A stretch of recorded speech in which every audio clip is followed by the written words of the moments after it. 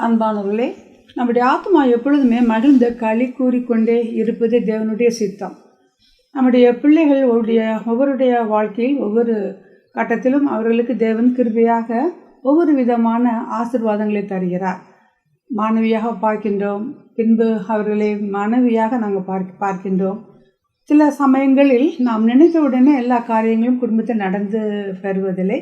எனினும் நாம் தொடர்ந்து தேவனுடைய வசனங்களை சொல்லி சொல்லி நம்முடைய குறைகளுக்காக நாம் அழுது புலம்பிக் கொண்டு இருக்காதபடி நாம் தேவனுடைய பிள்ளைகளோடு சேர்ந்து ஜெபிக்கின்ற பொழுது எப்படி தர்மையான சகோதரி வாழ்க்கையில் ஆண்டவர் மீண்டும் ஒரு அற்புதத்தை செய்தார் என்று நாம் காணப்போகிறோம். டாஃபி, அடுத்தது உங்கள் வாழ்க்கையில் செய்த ஒரு முக்கியமான ஒரு அற்புதத்தை வசனங்கள் மூலமாக மல்லாது சொல்லுங்களேன். சொல்கிறேன் மேடம். கற்பந்தின் கனிக்காக நான் ப்ரேயர் பண்ணேன். ஒரு டைம் வந்து நான் மேரேஜ் ஆகி கொஞ்ச நாள் கன்சீவ் ஆகாமல் இருந்தேன். ஸோ அப்போ வந்து ஒரு நாள் மேடம்க்கு ஃபோன் பண்ணி ப்ரேயர் பண்ணேன்.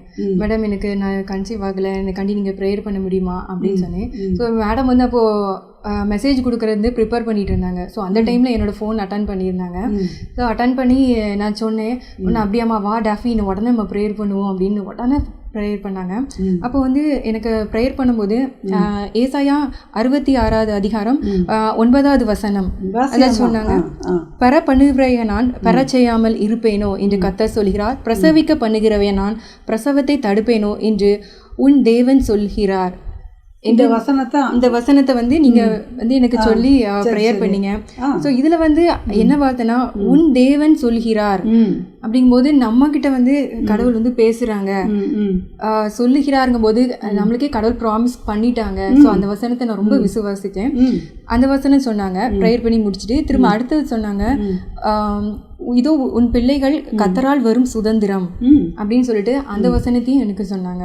ஸோ இது 2 வசனத்தையுமே நான் வந்து ரொம்ப உறுதியாக பற்றி கொண்டு நான் ஜெபிச்சேன். ஸோ அதே மாதிரி நான் நெக்ஸ்ட் மந்த்தே வந்து நான் கன்சீவ் ஆயிருந்தேன். கடவுள் எனக்கு அழகான ஒரு பெண் குழந்தை எங்களுக்கு கொடுத்தாங்க. அவளோட பேர் ட்ரினிட்டா ஜானிஸ். அவளை வந்து கடவுள் ரொம்ப ஆச்சரியப்பிரகாரமாக நடத்துகிறாங்க. ஸோ அவகிட்ட நிறைய தாளந்துகள் இருக்குது. நல்லா பாடுற தாளந்து. நான் அப்படிலாம் இருப்பான்னு நான் நினைக்கலாம் இல்லை. ஸோ நிறைய பாடுற டேலண்ட் அவகிட்ட இருக்கு. ஸோ கிரியேட்டிவிட்டி, ஸோ அதில் நிறையா பண்ணுவா எல்லா இதுலேயுமே. ஸோ நான் அப்போ வந்து அவளை ரொம்ப நினைப்பேன். ஸோ கடவுள் சொன்ன மாதிரியே எனக்கு வந்து வாக்குத்தத்தம் பண்ண மாதிரியே ட்ரினிட்டா எனக்கு கொடுத்துருக்காங்க அப்படின்ட்டு நினைப்பேன். ஸோ இந்த மாதிரி எனக்கு பண்ணாங்க. திரும்ப செகண்ட் வந்து எனக்கு செகண்ட் பேபி டைம் வந்து நான் ரொம்ப அபார்ஷன் ஆயிடுச்சு. ஸோ 2 times எனக்கு வந்து அபார்ஷன் ஆச்சு.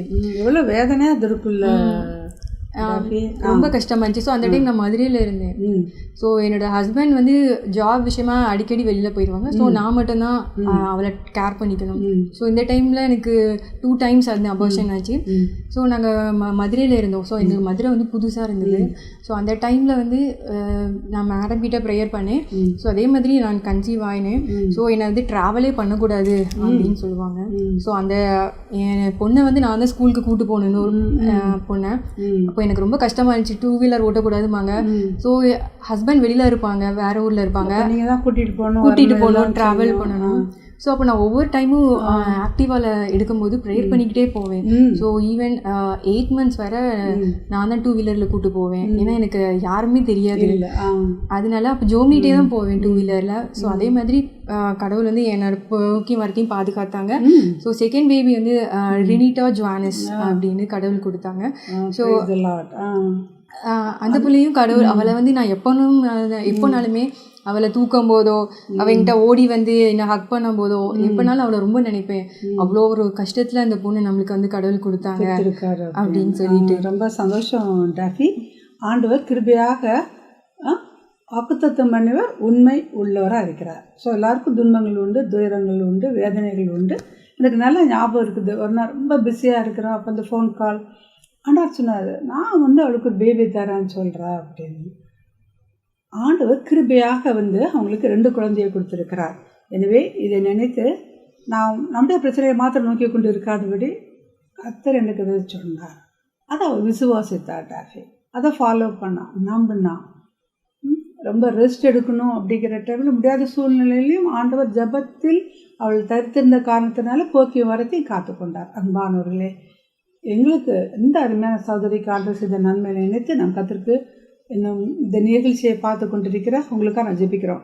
அன்பை தாப்பனே பரலோக பிதாவே, நீர் எங்களை காண்கிற தெய்வமாப்பா, நீர் எங்களை விசாரிக்கிறீர் ஆண்டவரே. எங்களுக்கு வேண்டிய எல்லாவற்றையும் ஆண்டவரே இந்த பொக்கிஷத்தில் ஆண்டவரே எல்லாம் வச்சிருக்கிறீங்க ஆண்டவரே.